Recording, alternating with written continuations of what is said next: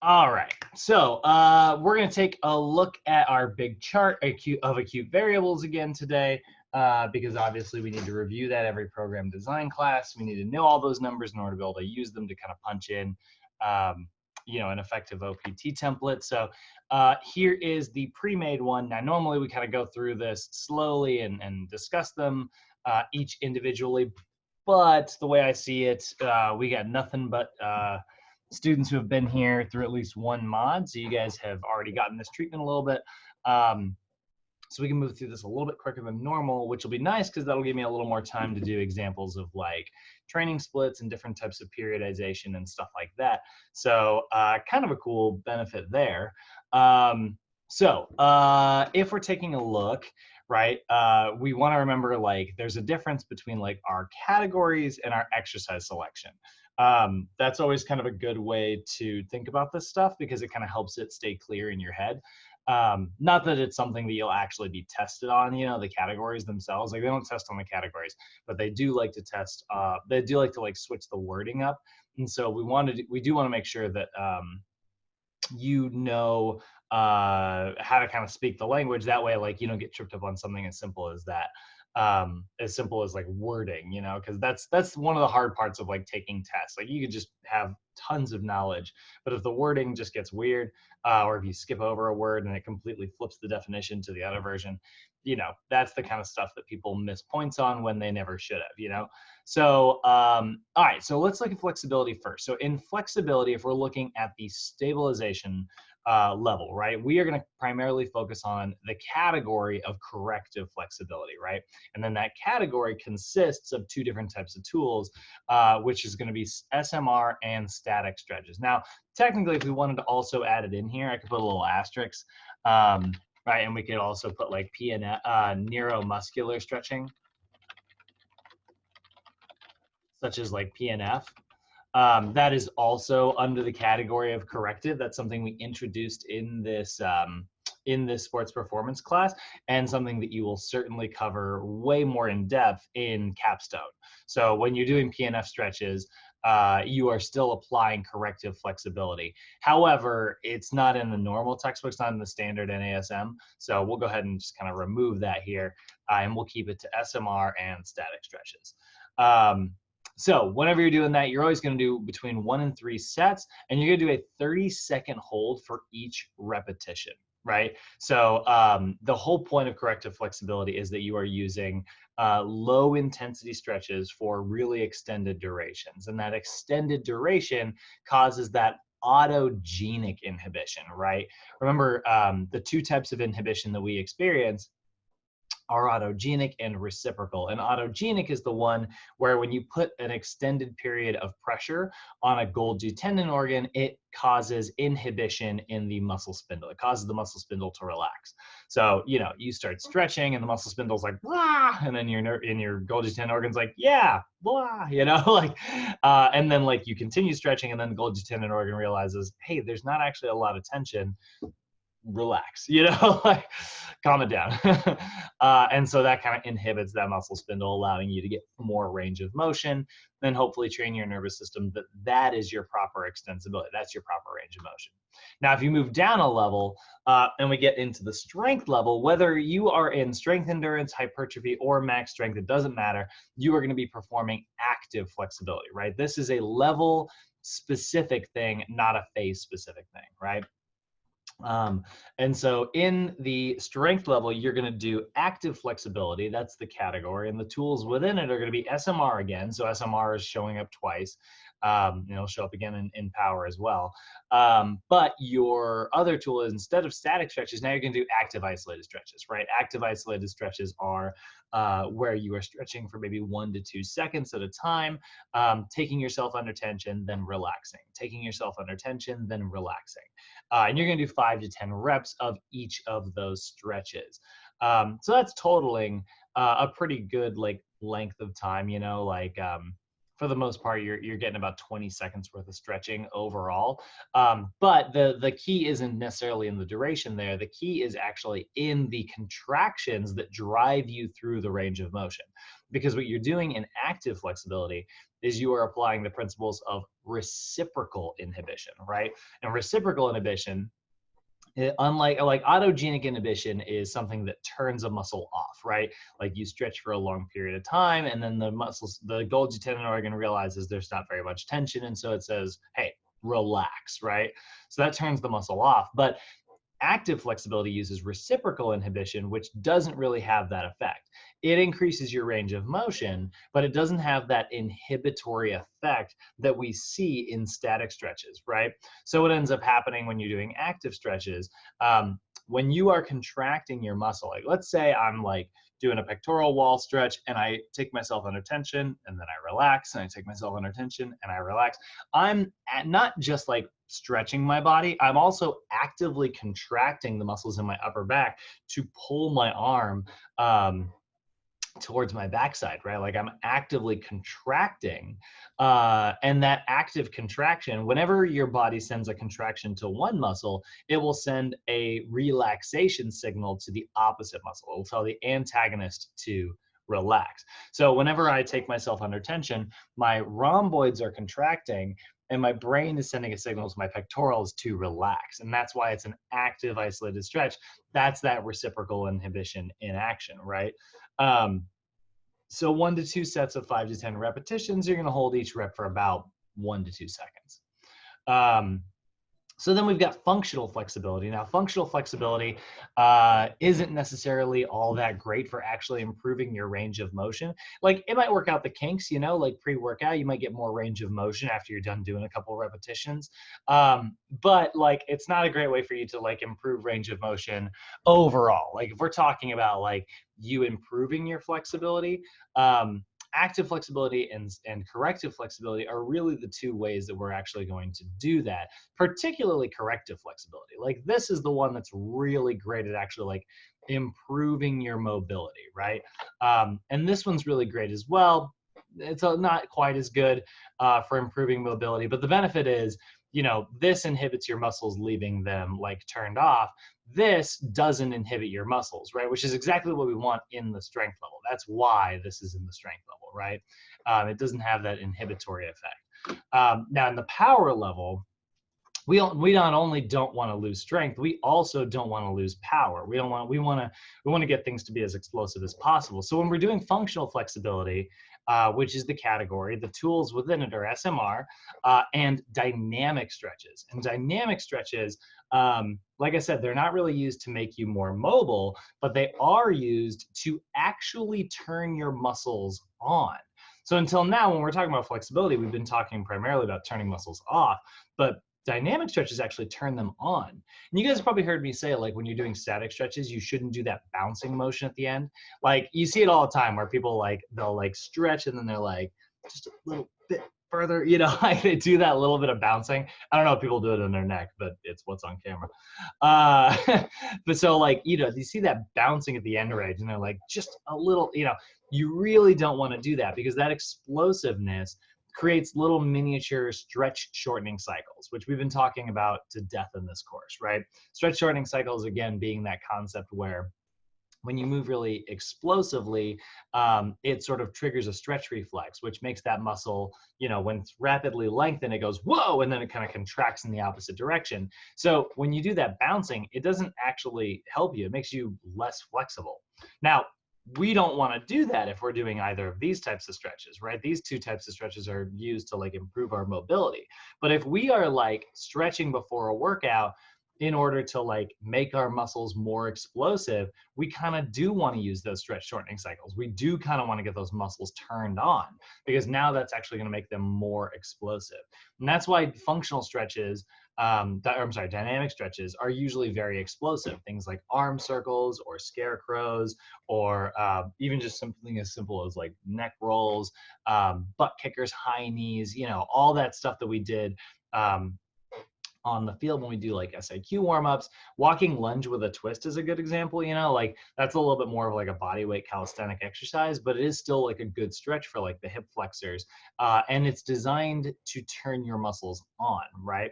So what you're going to do is you're going to pick 3 to 10 exercises. You're going to do 1 to 2 sets of those, and you're going to do about 10 to 15 repetitions each time. You get all the other benefits that I haven't really talked about yet. All of those we're talking about like actual like changes in mobility. But remember, with all of your flexibility, like the reason you're doing all of this is also to like promote blood flow to your muscles before your workout starts, so that like, you know, they have plenty of nutrients delivered, your tissue temperature is warmer, and so it decreases your likelihood for injury. So even though this isn't necessarily making you more mobile, it is raising your body temperature, which makes you more pliable. And it does send blood flow and nutrients and oxygen to those muscles, making the rest of your workout more effective. So then we kind of move into the cardio section, right? Then we move into our cardio section, which, you know, if you're doing just a classic like warm up, you know, and we always put cardio under warm up here, but like, you know, when you're doing an actual cardio workout, that's very different than just doing like a warm up. But when you do like your cardio workout, if you are in a level 1 in the stabilization level, you're primarily going to focus on a stage 1 cardio routine. So again, you know, similar to our setup over here, we have our category, corrective flexibility, and we have our tools, SMR and static stretches. Well, in cardio, we have our category, which is stage 1, and we have our tools, which is going to be zone 1. And so it only consists of 1 tool there, plus obviously any sub-maximal exercise.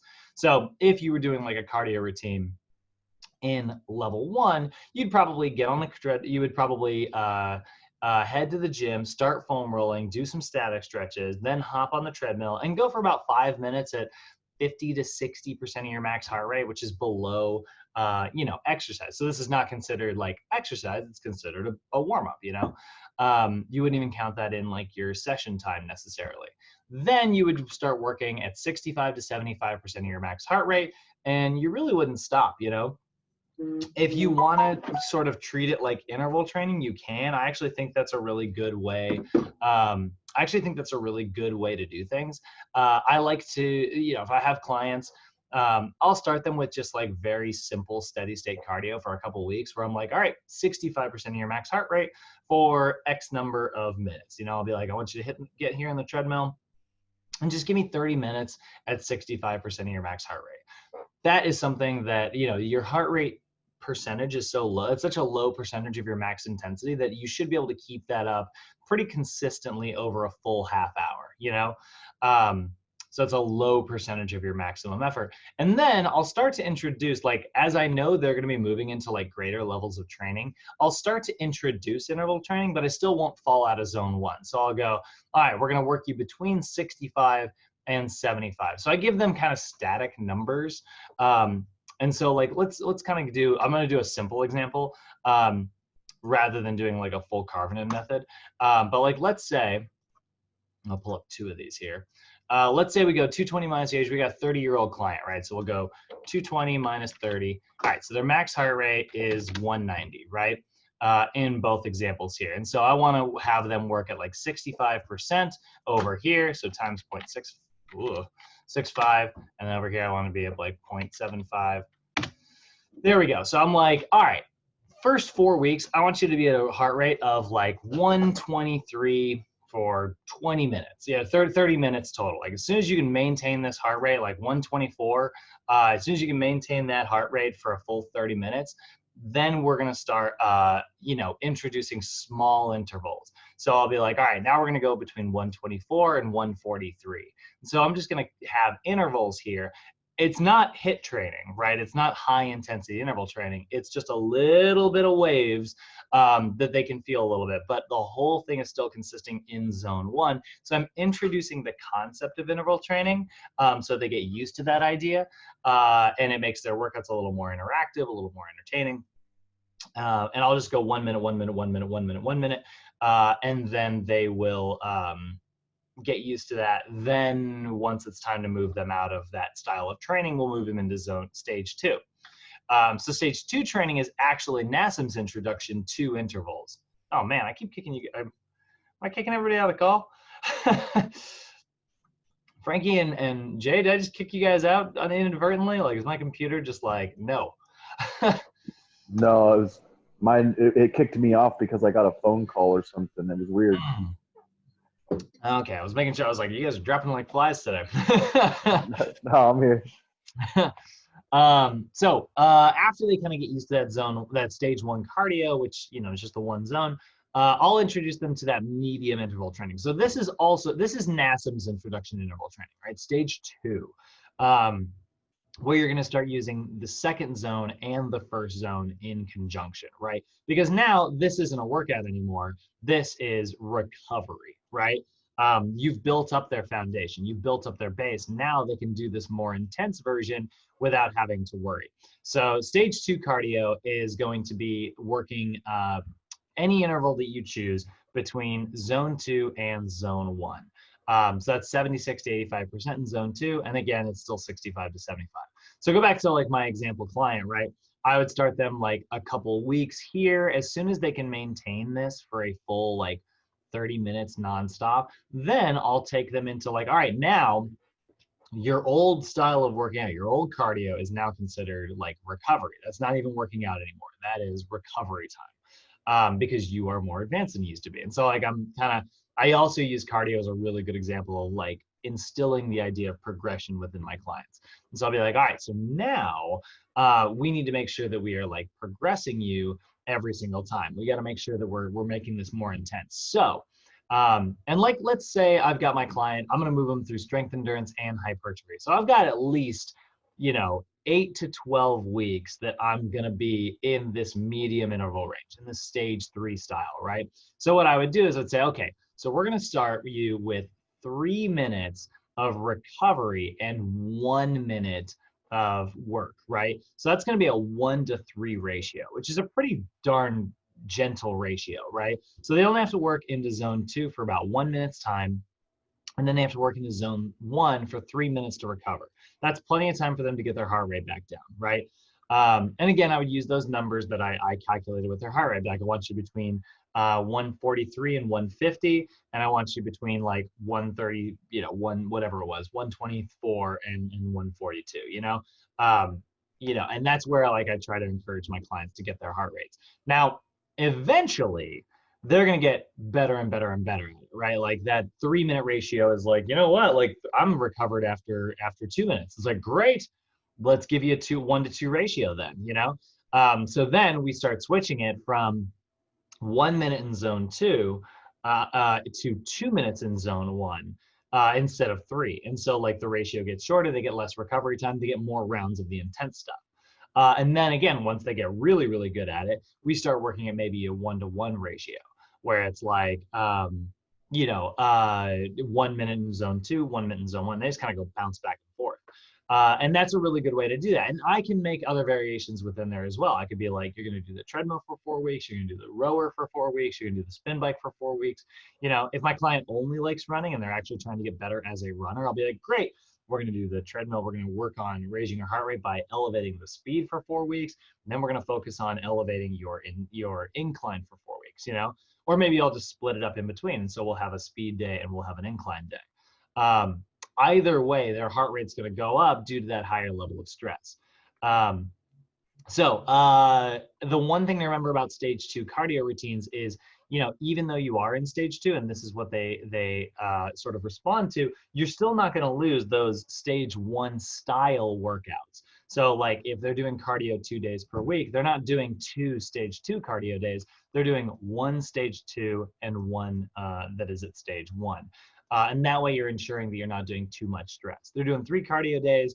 You would alternate between the 2. You go 1, 2, 1, and then next week 2, 1, 2. Now, you don't have to do it that way, but that is ensuring that there's an even distribution about things. So then we have our stage 3 cardio routine. I'm going to apply all the same principles that I applied before, right? Now, once I know that they can kind of handle this much more intense style of cardio and they move into the power phase, Now I can use that maximal intensity cardiovascular exercise, right? I can incorporate zone 3 for maybe 1 minute, and then I can have them lower their intensity just a little bit, because you shouldn't really be able to keep up zone 3 for greater than 1 minute. Like if you are able to maintain high intensity for greater than 1 minute, it's probably not actually high intensity, right? Like this is meant to be so tough that you are gassed by the end of it. Um, so we do that 86 to 95% for maybe a minute. Then we take it down to zone 2 for a minute. Maybe then they're recovered enough to pop back into zone 3, but chances are when they first start experiencing this, they need to go all the way back to zone 1 to fully reset, and then they can go back. So I would do maybe 1 minute here, 1 minute here, and then I could do 2 minutes here. I could do, and then once they get better, I could do 1 minute here, 1 minute here, 1 minute here. And then once they get really good at it, and they start getting like really advanced, I could go 1 minute, 1 minute here, 1 here in zone 3. Then I do 1 in zone 2. Then I take them back to zone 3. Then I take them back to zone 2. Then I take them back to zone 1. So I make different looking little zigzags, right? Before I was making like really big zigzags. Then my zigzags get a little bit smaller, right? And so that can kind of raise my intensity. And then we really start to play around with it. And that just depends on who your client is. The classic examples that are in your book, the really simple versions that are in like your textbook, is just, zone 1 for 30 minutes, 3 minutes in zone 2, 1 minute in zone 1. I'm sorry, I have that backwards. 1 minute in zone 2, 3 minutes in zone 1 to recover, and then 1, 1, 1. And those are the classic examples. But there's no reason you can't change those. You could do 2 minutes, you could do 30-second intervals. There's a million fun different intervals. One of my favorite examples of a stage 3 workout, and this is going to get slightly complicated. So I'll even type this out down here in this blank space. One of my favorites is what's called a fartlek. I'm not making that up. It's a real word. It is Swedish. And a fartlek is Swedish for speed play. And what it is it's equal amounts work with equal amounts rest. And so what you do is you would do, it used to be distance, but a lot of trainers have kind of altered it to mean length, like how long, length of time. So I would like warm my client up for like 5 minutes warm up. And I'll probably just pull this to our cardio example that we're building later today. And then I would do I'd do 30 seconds in zone 3, and then I would do 30 seconds in zone 1. Okay, so they would recover as much as they need to, and then 60 seconds in zone 3 and 60 seconds in zone 2. Oops, zone 1. And then 90 seconds in zone 3, if they can handle it. Most people can't. And then 90 seconds in zone 1 again. And then at the very end, you have to do one reset, which is 60 seconds again. So you do twice as many 60-second reps because it's like the backside of the pyramid. So 60 seconds in zone 3, 60 seconds in zone 1, and then repeat. Okay, so that's if you think about it, it's like a little pyramid, It's slowly working your way up. So we'll kind of even show you the pyramid here.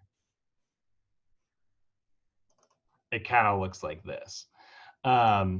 And so you kind of work your way, like if this is the bottom, you go here, here, here, here, and then like your next rep would start back at the 30 seconds, but this would then be the bottom of the next one. And so it just kind of goes in this big zigzag the whole time. And this is a really cool kind of story. The guys who kind of came up with this, when they were kind of messing with, this type of interval training, it was originally like marathoners who, were working on like greater and greater distances. So, they were going to the track and they were like, all right, we're working our way up to 26.2 miles. and they started messing with their speeds. They started saying, okay, we're going to do 26 miles, but you've got to do it like this. When you're going to do your first 400 meters really fast, then you're going to do a 400 meter kind of slower pace to recover. Then we're going to do 800. Then we're going to do 800. Then we're going to do 1200. We're going to do 1200. Then you're going to do 800 and 800. And you're going to go back and forth. You're going to do that for as long as it takes you to complete 26 miles. And so, sure enough, like they noticed that everybody increased their speeds.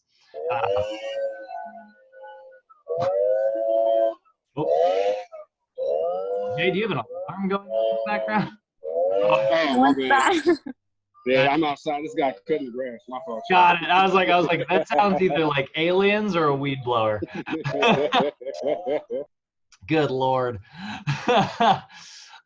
So that's kind of the classic interval there. And so I'll kind of use that as an example later in like a routine that we write. So I can leave that up there for now. All right, so moving into our movement preparation, movement prep is designed, we were kind of talking about this before, but when you think of like the concepts of corrective exercise, right? When you go through like NASM's corrective exercise protocols, right? You look at the corrective exercise continuum is what it's called. It's this 4-step process, right? It's this 4-step process where the first step is going to inhibit any overactive muscles, right? You're going to do that through SMR techniques. Then you're going to lengthen any overactive muscles, and you can do that through stretching techniques. NASM is going to recommend, if you're in corrective, to do neuromuscular or PNF stretching. We're going to say static stretches, right? So you do step 1 and step 2 to any overactive muscles. Then over here, we've got our underactive muscles stuff. So then you're going to activate. Now, your corrective exercise stuff is going to give you some special activation techniques, but we can just think of this as basic isolated strengthening, right? We can just think of this as basic, like, there's the muscle I need to get turned on. I'm going to work it by itself so that it knows to be active for the rest of this workout, right? Now, and then in corrective, you're going to go into an integrative movement. Integrative movement is like an exercise that involves the muscle that you just turned on working with your entire body. So if I have like rounded shoulders and I activated my rhomboids through just like a couple isolated rowing techniques, now that my rhomboids are turned on, I'm going to do like a reverse lunge to resistance band row, right? That reverse lunge is very much a lower body exercise, but I'm pairing it with that rowing technique now so that my brain learns how to turn the muscle on like I asked it to previously, but turn it on while it's also focusing on moving all these other working parts.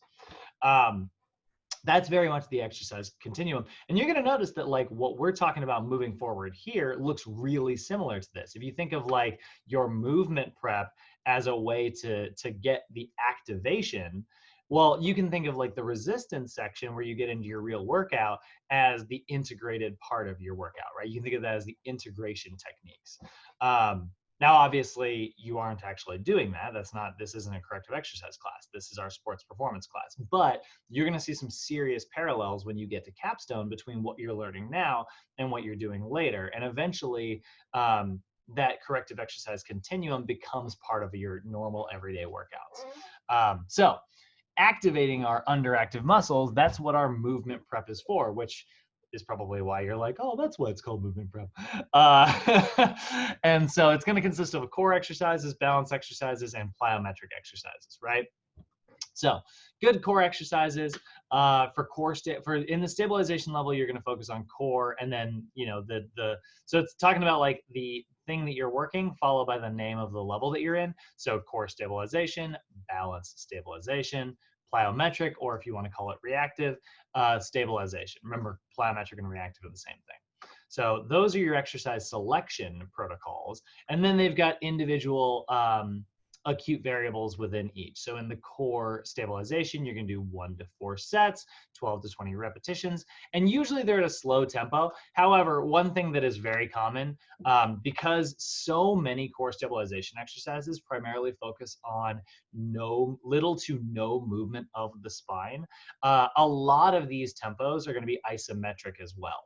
So you might just be holding in place. However, don't be afraid to do like a plank for reps. Planks for reps are great. You plank, hold for like 4 seconds or so, and then relax, and then get back up, hold for 4 seconds or so, and then relax, and do multiple repetitions of that. There have been studies that have actually shown greater abdominal activation by taking rests in between, because it gives your nervous system a chance to go, oh, okay, we're up and we're back on deck, right? Like, and I goes, okay, we're relaxing. Ah, crap, we're going again. Like, it has a chance to kind of get your nervous system to really kick in and turn on. And they've actually seen greater core activation in that version sometimes. So it is something to consider. Then you're going to take 0 to 90 seconds of rest. Now, sometimes when these people see like 90 seconds rest, they're like, isn't it stabilization endurance? Like, isn't the point to like work on endurance so we'd have like a lower repetition, a low rest range? And that is absolutely totally true, but we're just giving people a little bit of wiggle room for any of our newbie clients, right? Anybody who's brand new, who might not know what they're doing. Then we have balance stabilization exercises, right? These are going to be exercises that involve little to no movement of our balanced leg. You're going to do 1 to 3 sets, which is why I almost never do 4 sets of core, because like these are both 1 to 3, and so it is so rare for me to give somebody 4, and then I like nice even columns.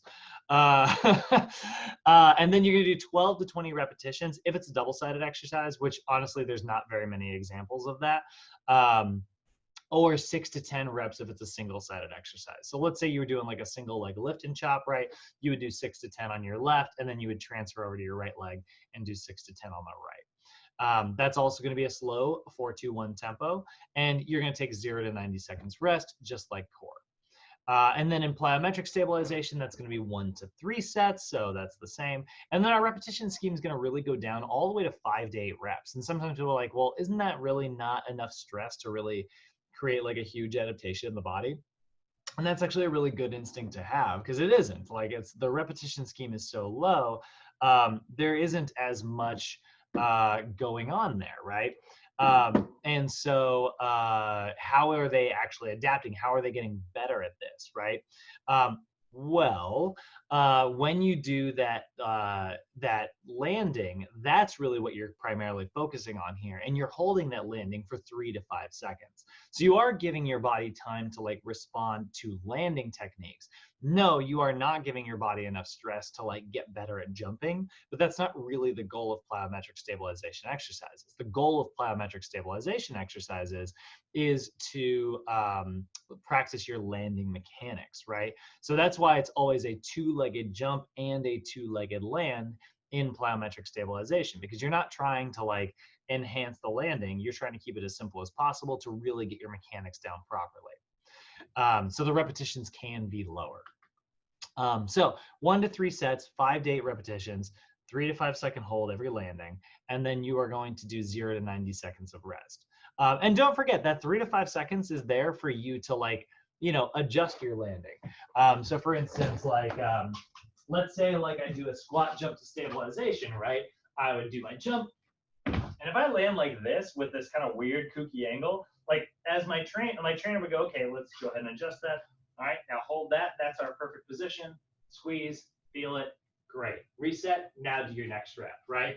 And the more I like make those course corrections like mid-set, the better and better and better I'm gonna get at landing that way.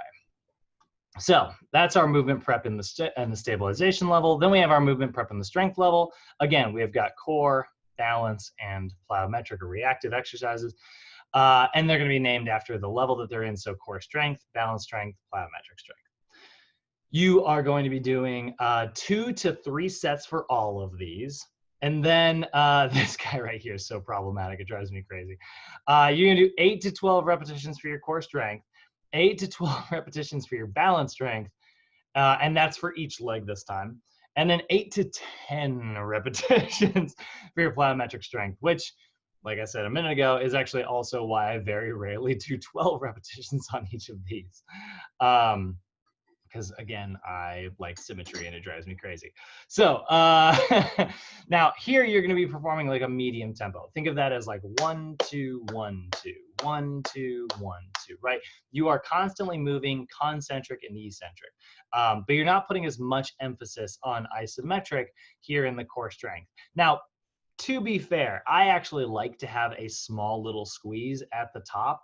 I really kind of like the 2-1-2 tempo, but I will simply write it as medium when I'm writing like most core strength routines, right? And so like I like a little pause. That's kind of a personal touch.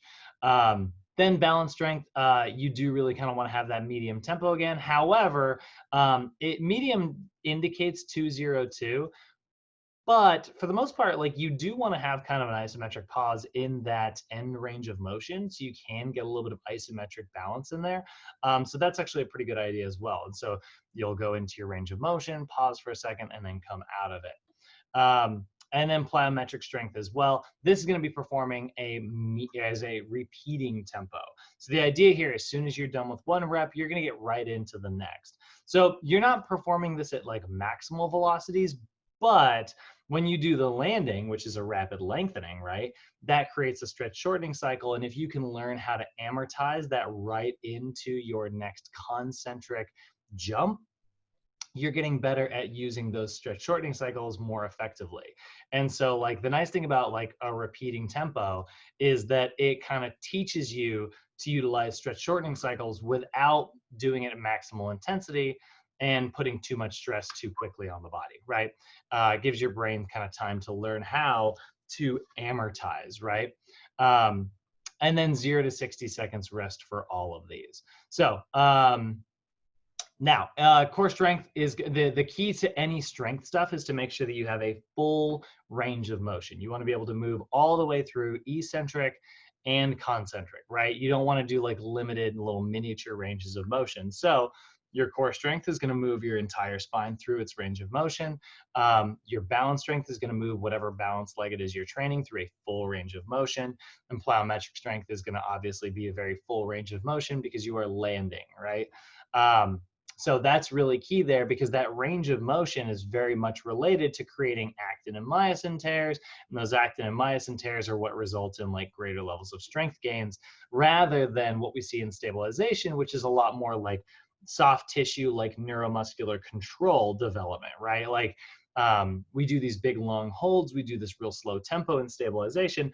That's really great actually when it comes to learning how to neurologically control and hold the body in one place. But strength stuff, we want to move through a full range of motion. We really want to beat the muscles up, right? We're focusing less on connective tissue. We're focusing less on the nervous system. And really, we're primarily looking at full ranges of motion to beat up the muscles. However, we are going to see one exception to that when I say like not working the nervous system. Obviously, max strength is very, very neurological. So we'll get to that in just a second. Then we got core power, balance power, and plyometric power, or reactive power, if you want to call it that, right?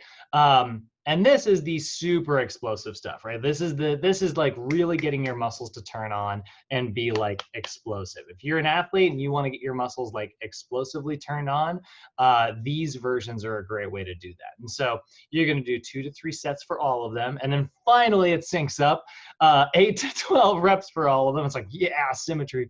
And all of them are going to be at an XXX tempo with one exception.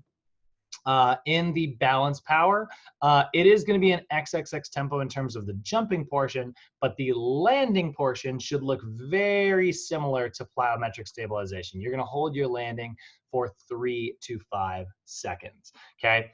And the reason for that is you really want to, again, focus on landing mechanics, but you are training balance here, which is why like that explosive movement is actually performed on one leg. So this was very much a 2-legged movement focused on landing mechanics. When it's related to like plyometrics, this is focused on balance as it relates to dynamic balance, right? Explosive balance. Whereas like, you know, your plyometric power doesn't look anything like this. This is all about landing mechanics. This is all about range of motion. This is all about rapid stretch shortening cycles, rapid velocity. Like I said, 2 to 3, 8 to 12, XXX tempo for all, and then 0 to 60 seconds rest. So again, this is all pretty synced up. And that is the various versions of like movement prep. So then we have our SAQ training, right? We have our speed, agility, and quickness stuff. So the way that this is listed is basically exercises that involve limited horizontal inertia and limited unpredictability, AKA you are primarily focusing on speed drills here, right? Speed is very limited in horizontal inertia. You're really just traveling in one direction, and it is very predictable. You know exactly what's happening. You're running from point A to point B, right? So you can do 1 to 2 sets of 2 to 3 repetitions each. So the way that works is like, let's say you lay out a speed ladder and you have your client do like 2 ins. They're going to do a 2 in through that speed ladder, turn around, do another one on the way back, turn around, do another one on the way back.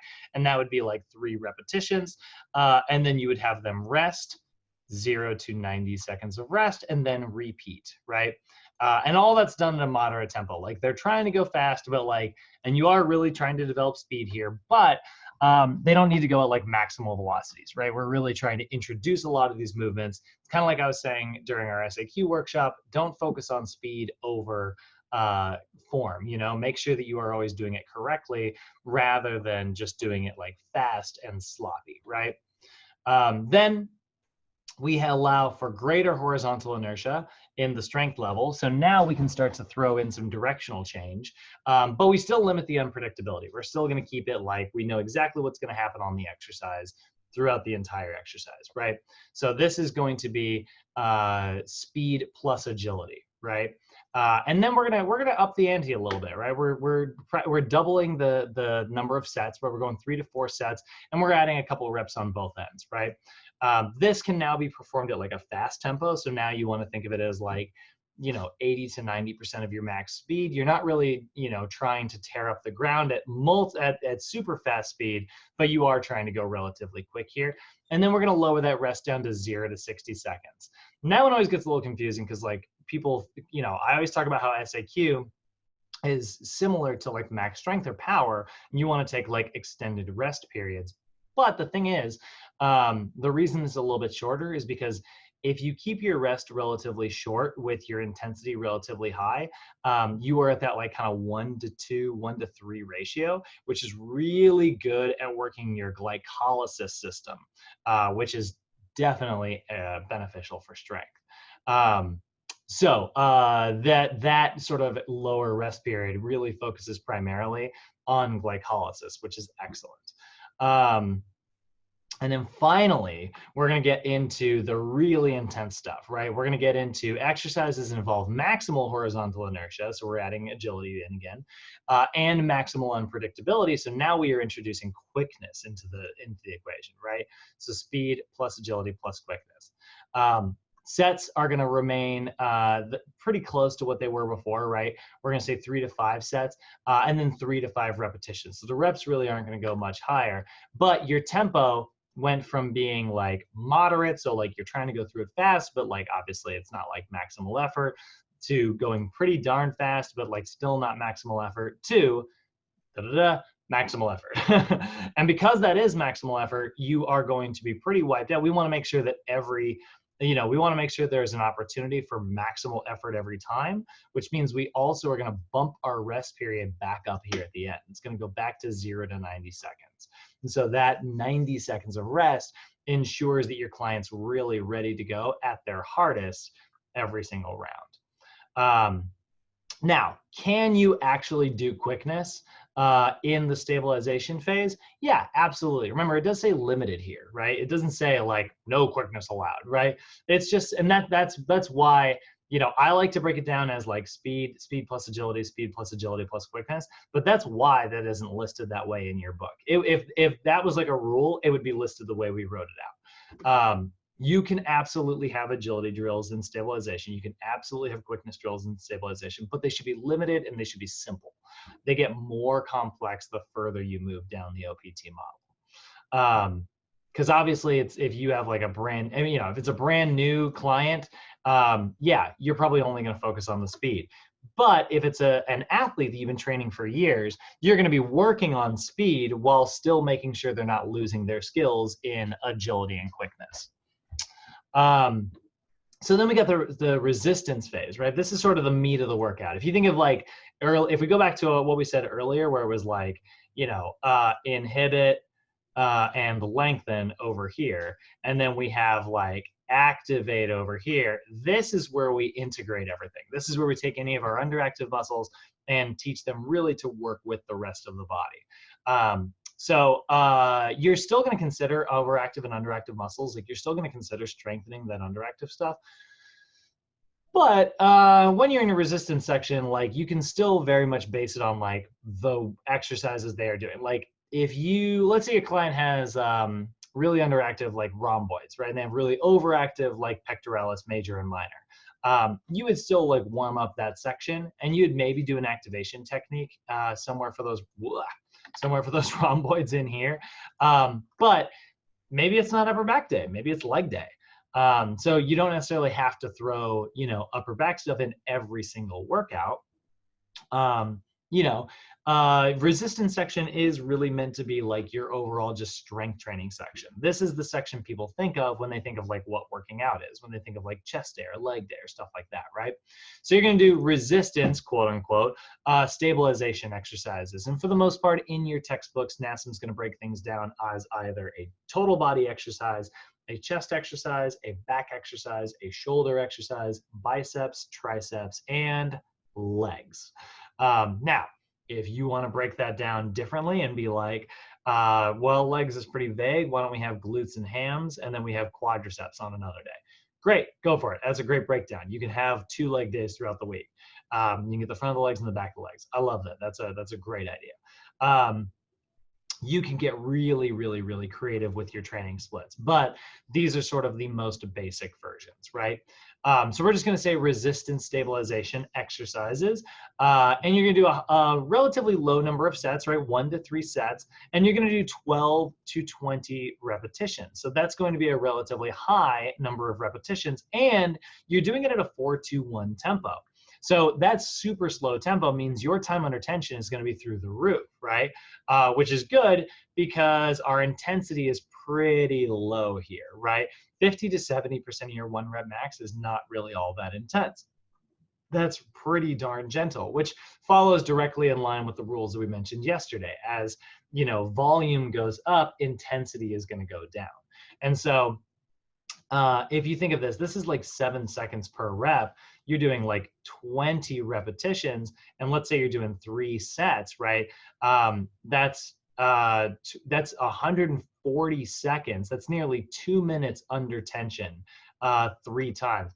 That is definitely working your aerobic energy system, right? That is very much focused on developing your cardio, which is really like the type of things that we are targeting in stabilization. We're primarily focusing more on type 1 muscle fibers, which are used for cardiovascular exercise. Then we're going to move into the strength level. And the strength level is going to have 3 individual phases. And you can see we're really easing out of that idea of stabilization here, right? We're really kind of gently easing out of we're not just diving right into like strength routines, and not that you can't, you could easily go like straight to hypertrophy here.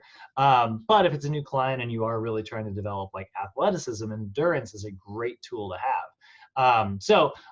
Because our intensity is going to climb here, we're going to move from 50 to 70%. We're going to take our intensity all the way up to 70 to 80.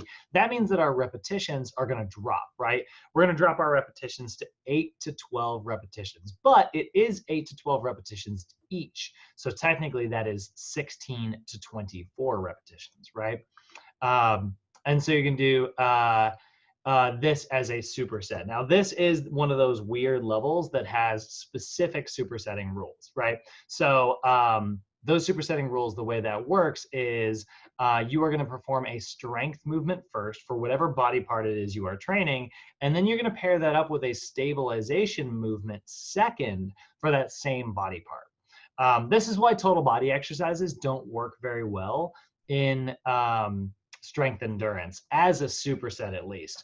A lot of times you would just pick a total body strength exercise. It'd be at the top of your workout. You would get it out of the way, and then you would start doing supersets after that. So you would do a 2-0-2 tempo for the strength movement, and you would do a 4-2-1 tempo for stabilization. So let's give an example. Let's say I'm at the gym and I am doing like barbell squats, right? I would do my barbell squats for 8 to 12 repetitions at a 202 tempo, and that would be 70 to 80% of my 1 rep max. Because a barbell squat is very much a strength exercise. It's very stable. It's not unstable, like stabilization exercises. And it's something that moves through like a full range of motion. And it's something that I can modify the intensity by adding weight, right? So I would do 12 repetitions of that. I would rack it. And then immediately, let's say I have a stability ball nearby or a BOSU ball. I would get on top of that, very unstable piece of equipment, and I would keep going for another 12 repetitions. And I try to limit my rest period. I wouldn't, travel across the gym. I'd bring that BOSU ball to the squat rack, and that way I can get right into it. I'm doing 2 exercises back to back, and I want as little rest in between as possible. So I get on that BOSU ball. It's real wobbly, and I'm doing my squats, right? Maybe it's body weight, maybe it's 50 to 70% of my 1 rep max, right?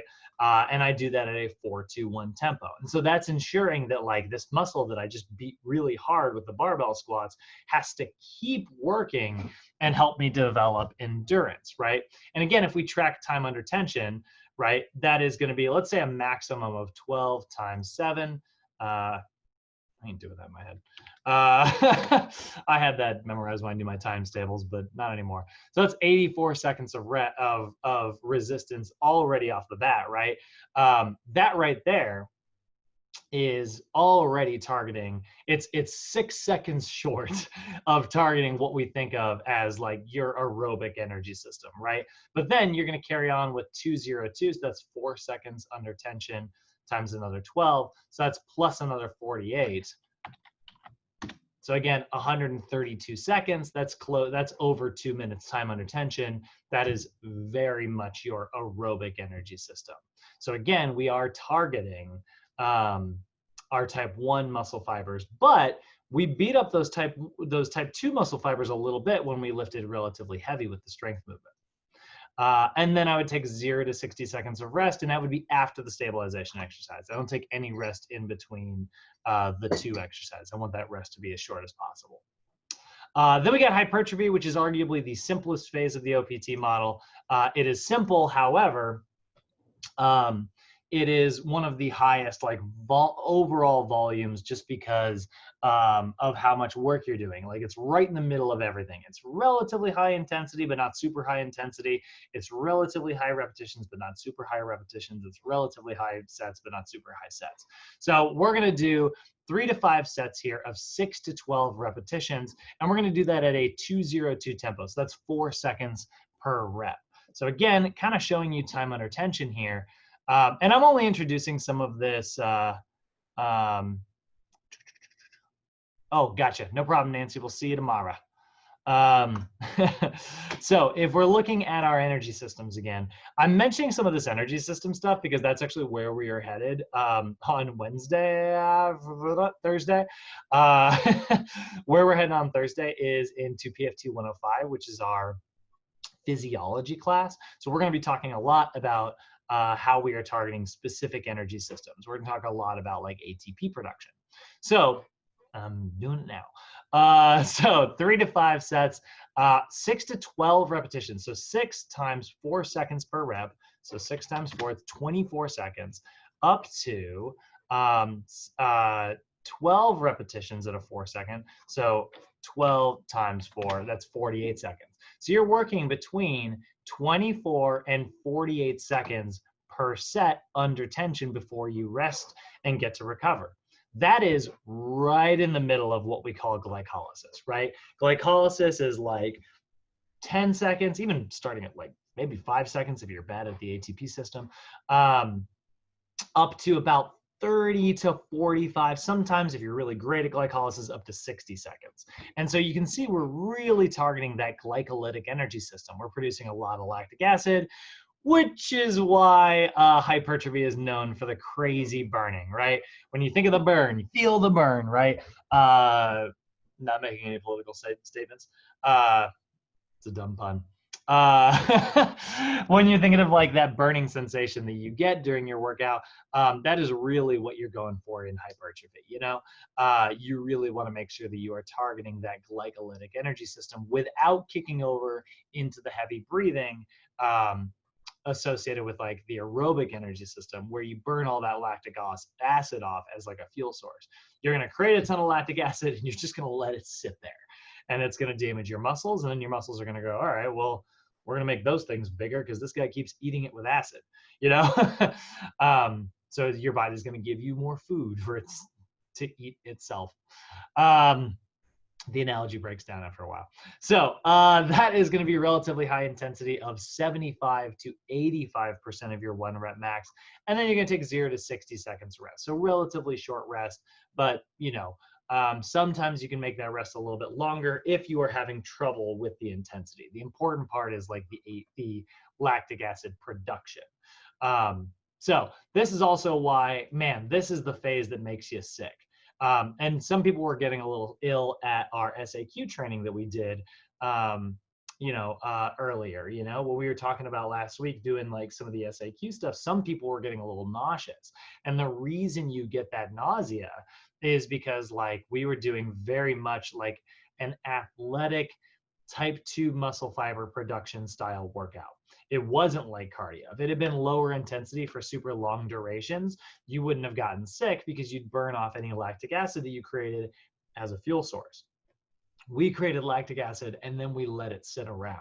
That's why it actually makes you a little ill. And that's what like your body then develops a resistance to, and it gets better and better at dealing with it.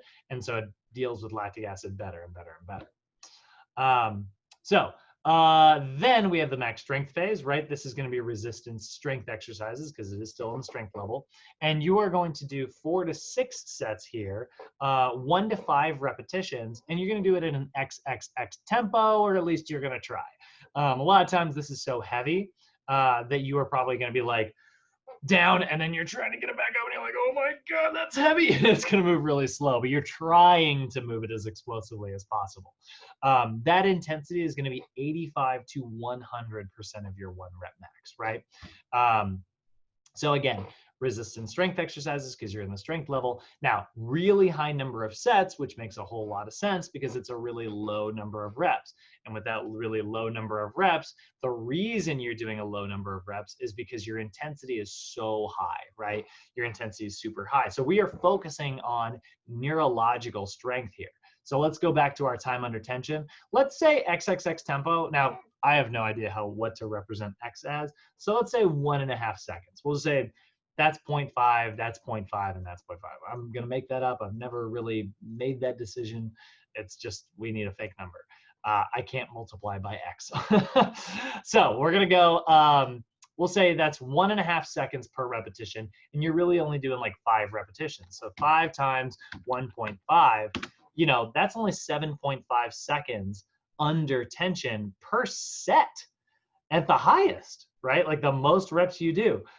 Let's just say this is a 1-1-1 tempo, right? Which is actually, by the way, how most of the other certifications label it. That'd be 3 seconds, 3 times 5. Wait, say that again. You like skipped out right there.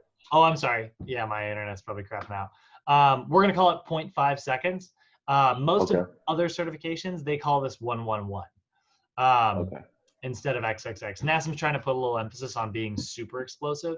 So you'll see 1-1-1 really commonly here. So 1 down, 1 hold, 1 up. So let's call that 3 seconds per rep. 5 reps, that's 15 seconds time under tension.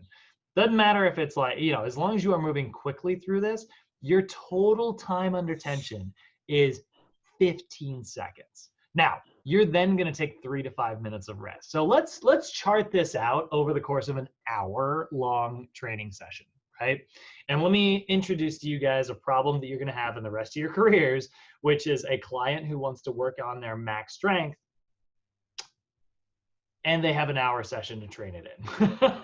You have 1 hour to get max strength done, which is pretty freaking hard to do. So you're going to do, let's say, 5 sets of 5. That's the classic, right? That's the old internet's routine. the starting strength, the strong lifts, the good old classic famous routines. They're not necessarily the best, but they are the most famous. So we'll give them a little bit of credit here. So you're gonna do 5 sets of 5 repetitions. That means that you are doing a total of 25 reps per exercise. And you're gonna take, we'll do the minimum amount of rest. We'll do 3 minutes of rest, right? So that means you're gonna do 5 sets. That 5 sets times 3 minutes of rest, that means 15 minutes of rest per exercise. Now that's not perfectly accurate because you can move from one exercise to the next without really having to worry too much about it. So we're saving like 1 3-minute period there. But let's say your workout's gonna be, you're doing a max strength total body day, right? We'll do a barbell squat, we'll do a deadlift, we'll do a bench press, and we'll do weighted pull-ups, right? It's not bad. So that's 4 movements, right? 5 sets each. And you are going to be taking 3 to 5 seconds of rest, and we'll give it the 1-1-1 tempos worth of time. So that's 15 seconds of tension per set, 5 sets each, and 4 movements. Okay, so that is 300 seconds under tension for the day. So now let's look at how much rest you were taking, right? That's 3 minutes of rest times 5 sets times 4 exercises. That is 60 minutes of rest by itself. So if you do 4 movements in a routine with 3 minutes of rest every time, you just burned your entire 60-minute personal training session resting. And you spent 300 seconds, not minutes, right? This is 60 minutes. This is 300 seconds working out. So then we divide that by 60 just to get how many minutes that is. 5 minutes. So you spent 5 minutes lifting weights and 60 minutes resting. That is what a max strength workout kind of looks like. Kind of crazy when you think about it, right? But here's the thing. You can get away with that because your intensities are so high that it makes your body go, holy crap, we need more muscle, right? Like, holy crap, we need more strength. We need more motor units. We need more neurons. We need more actin and myosin. We need all this stuff. You're applying so much stress, such a high level of stress, that it does result in muscle gain. However, max strength is not as good for hypertrophy as hypertrophy because there's more time under tension and therefore more lactic acid here. But this is really good for developing neurological strength. If you are trying to get your 1 rep max up, you are spending plenty of time working on developing that maximal intensity. Your nervous system is gaining strength here. So I almost kind of like to think of this, and don't get me wrong, like both are getting stronger. But if you kind of want to boil it into categories, it's almost like this is neurologic strength, and both of these are like muscular strength. This being type 2, this being type 1. So this is very much a muscular system thing, whereas this is very much a nervous system thing. However, that being said, obviously you gain muscle, and obviously you gain neurologic strength here. There's always going to be a blend, but that's kind of an interesting way to sort of think about it. So that is max strength, which is super, super fun, by the way. And if you haven't trained in max strength, I definitely recommend starting to get into it. It is a blast. However, the long rest periods do get a little tedious sometimes. So, get a workout partner. So then we have our power phase, right? Which is only going to be in the power level. And this is where we are going to really take some of those principles of neurologic strength that we got from our max strength phase, but we're going to apply it in a really explosive way with some explosive, powerful power movements, right? So you're going to perform a superset technique very similarly to how we did superset techniques up here in in the strength endurance phase, right? So you are going to do a max strength movement first, and you're going to do a power movement second. And you're going to do it as a superset, so there's no rest in between, and you're going to do it for the same body part, okay? So again, if I go back to my example from before, right? I did a super heavy barbell squat, then I did like a Bosu ball squat, right? I did strength plus stabilization. Now I'm gonna do a super heavy barbell squat. So I'm gonna do strength again, but rather than pairing it with a stabilization exercise, I'm gonna pair it with a super explosive power exercise. So I'm gonna do box jumps or depth jumps or squat jumps or a forward leap, you know, something involving like a jumping movement. That's going to be my leg power exercise, right? So I'm going to do 3 to 5 sets of that. I'm going to do 1 to 5 reps, just like before, right? 1 to 5 reps. There's some serious similarities there in the strength version. But then I'm going to pair it up with 8 to 10 power repetitions afterwards for that same body part. Now, this is just NASM's version of like a power superset. But if you were to look this concept up, sometimes in the world of weight training, they will call this a contrast set because there is a major contrast between like super heavyweight and super lightweight, right? That's the contrast in contrast set. And they're great. It's a really great way to lift. Now, could you just do the explosive stuff by itself? Yeah, absolutely. Like that would totally be good. That's going to work on the velocity, which is half of the equation for developing power. But you aren't addressing the other half of the equation, which is the force, right? Force times velocity equals power, right? Force times the speed. So you worked on the speed part, but if you're noticing like you're doing the explosive stuff and you're just not getting more explosive, it could be that you are limiting your force, you know? And so like making that a factor makes that training more effective. So you would do 1 to 5 repetitions strength, 8 to 10 repetitions power, and both of them would be at that XXX tempo. So the time under tension is still really low here, right? It's still like, let's say this is like, you know, I mean, and then think about like doing squat jumps, that really is like 1 second per rep, you know? If you look at that 1 to 5, again, we call it a 1-1-1 tempo just for the sake of argument. That'd be 5 seconds under tension plus an additional, we'll say it's 10 repetitions at 1 second per rep, plus an additional 10 seconds. That's 15 seconds. I'm sorry, 1 second on each part, so that'd be 3 seconds per repetition. That's a total of 30 seconds under tension, right? 15 seconds from here, 15 seconds from here. That's still just not that much time under tension. You know, you're starting to get to glycolysis. You're starting to enter that glycolysis phase. But you were so explosive that you're kind of working different parts of your muscle fibers. And so, and that conversation gets really complicated, but now it's like almost as if you were sort of resetting things and you're recruiting new fibers, which are very much in the ATP-PC system here. So this is very much an ATP-PC system, just like this one is. This is glycolysis. This is glycolysis working its way into your aerobic metabolism, and this is very much your aerobic metabolism. So these are both kind of like almost cardio. This is definitely strength. This is definitely ATP-PC, so definitely strength, and so is this.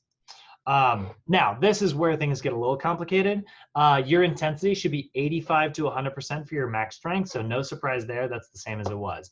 And then your power movement is going to be, you get 2 different versions here. It depends on whether you are using like a medicine ball to be super like explosive, or if you're jumping, or if you are just using sort of a max strength technique in a power way. So if you're doing like a medicine ball or something like that, or a kettlebell, you're gonna use up to about 10% of your body weight. So you're not gonna go really too crazy there. You know, me, I'm like 175 pounds. So like an 18-pound kettlebell would be perfect for me if I'm doing like super explosive stuff afterwards. Or if I have like my super explosive kettlebell, if I know that I can do like a really heavy one, and I get close to discovering what my 1 rep max is, I could do 30 to 45% on something like that, right? So if it's a medicine ball and I'm gonna throw it, great, up to 10% of your body weight. If it's a piece of equipment, 30 to 45% of your 1 rep max. So this is the lowest percentage of the 1 rep max that we see on the entire OPT model, right? This is even below stabilization. But this is meant to be very explosive. The reason the intensity is low is because we need the explosiveness to be really high. And remember our force velocity curve, right? As intensity goes up, velocity goes down. They are inverse of each other, right? So that's why when we are working on the speed portion, we want a low intensity. Now, I just am going to address the contrast set thing here as well. So the contrast set thing that you will sometimes see in gyms is they will do, let's say, they'll treat a bench press kind of like an explosive movement. Now, NASM doesn't recommend doing that. NASM thinks there's a difference between like a bench press and a power chest exercise, right? Which a bench press is very much a strength chest exercise, right? We want a power chest exercise if we're going to do a power movement. But other certifications, other people you ask, they don't really break things down like that, right? They don't really have categories for their exercises. They just have exercises. And so if you wanted to do a contrast set through somebody else, you would do a super heavy bench press at 85 to 100% of your 1 rep max, rack it, peel some of the weights off, reclip it, and then you would do super explosive, extra lightweight, wham, wham, wham, wham, wham on that bench press. Not how NASM does it, but let me tell you, it's a pretty effective way to work out. It is brutal, by the way. And so it is actually kind of a fun thing to kind of experiment with, and that can also develop power. However, Can you say that one more time? So yeah. you would. So do you ever see those guys? You ever see people with like a barbell on their back and they jump? They do like the big barbell squat. Yeah. So NASM doesn't recommend that because a barbell squat is a strength exercise, right? Okay. But that version is very much how contrast sets, which is what a lot of other people out there have done in the past. You know, like NASM didn't invent any of these rules of physiology. They read, you know, they did the research that everybody did years ago, and then they took all that research and based on that evidence created a model for how to choose exercise selection, right? Every company is going to have slightly different rules, but all the research was the same. You know, everybody just drew slightly different conclusions, but the research was still the same, you know? So NASM is going to say, do a heavy barbell squat, do some box jumps. You want to add a little bit of intensity, wear a weighted vest while you're doing those box jumps, or hold on to a medicine ball, you know, like up to 10% of your body weight. But looking at like how some other people would do it, you would do a super heavy barbell squat in the gym, rack it, peel some of the plates off, reclip it, and now it's like we'll use let's say 200 pounds is your 1 rep max, right? So I'm going to do 85% of that. So that's going to be 170 pounds, right? That's 85% of my 1 rep max. And I'm going to do 5 repetitions. 1, 2, 3, 4, 5, super heavy, right? 85%, that's a lot of weight.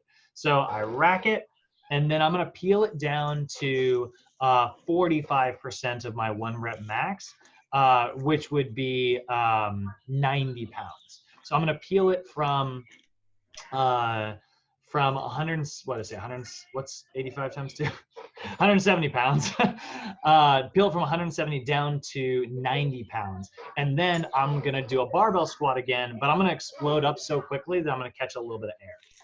And that's a contrast set in its very traditional form. So I would take like a little bit of rest between the two, but keep it relatively short. Then once I'm done, I'm going to take 3 to 5 minutes of rest. So if I am just doing like a paired version, right? If I'm just doing a superset version of the explosive version, I'm going to take that like 3 to 5 minutes just at the end of my superset. But let's say I'm doing, let's say I am doing like a circuit, and this is how you often set this up if you have like the whole gym to yourself. But like one of my favorite power routines that I've ever gotten to do, and I try to do it whenever I can, but generally it doesn't work in most commercial gyms because it's just full of people and everybody's holding on to equipment. Let's say I'm doing a total body routine like we built earlier, right? The max strength version was barbell squat, deadlift, bench press, weighted pull-up, right? So now we got to pair each of those up with a power movement. So now barbell squat's going to be paired with squat jump. Deadlift is going to be paired with kettlebell swing. Bench press is going to be paired with medicine ball chest pass.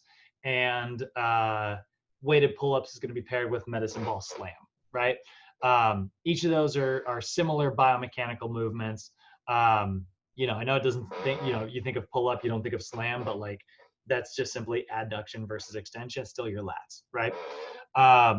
So we look at each of those movements, they're somewhat similar. I would do heavy barbell squat, racket, squat jumps, rest 1 to 2 minutes, then go do heavy deadlift, kettlebell swing, no rest in between the two, rest 1 to 2 minutes, heavy bench press, medicine ball pass, rest 1 to 2 minutes, weighted pull-ups, medicine ball slam, rest 3 to 5 minutes. Then I would go all the way back to the beginning and reset. Does that make sense? Okay. Yeah. So you would rest 1 to 2 minutes in between each set, but once you're complete with the whole workout, then you rest 3 to 5. Yep. There you go. Yeah. That's an example of that. Remember I talked about vertical loading, right? Vertical loading is like a superset where vertical loading is like a circuit where you're allowed to take rest. Circuit means like boom, boom, boom, boom, boom, no rest, right? This would be like vertical loading where it's like, it's a circuit, but there's rest built in. Okay. That's kind of what that looks like. And then I'll give you a contrast version just here real quick. So that would be, and again, non-NASM, so asterisk next to contrast sets. Let's say it was barbell, it's still the 4 primary like strength movements, but then it would just be lighter versions of each of those. So barbell squat, instead of squat jumps, we'll do like a weighted barbell squat, weighted barbell squat jump. Instead of deadlift, I'd probably do like super explosive deadlift afterwards. Instead of just regular medicine ball chest pass, it would be bench press with super explosive bench press again. And then weighted pull-ups with probably just, pull-ups. Or maybe you do like a butterfly pull-up. That's right. You heard me say it. It is explosive. Yes. CrossFit style. Yeah, kipping pull-ups. Yep. Again, here's, I'll say the same thing I've said before. A kipping pull-up is not a pull-up, but it is an upper back exercise. It is a legitimate exercise in its own right.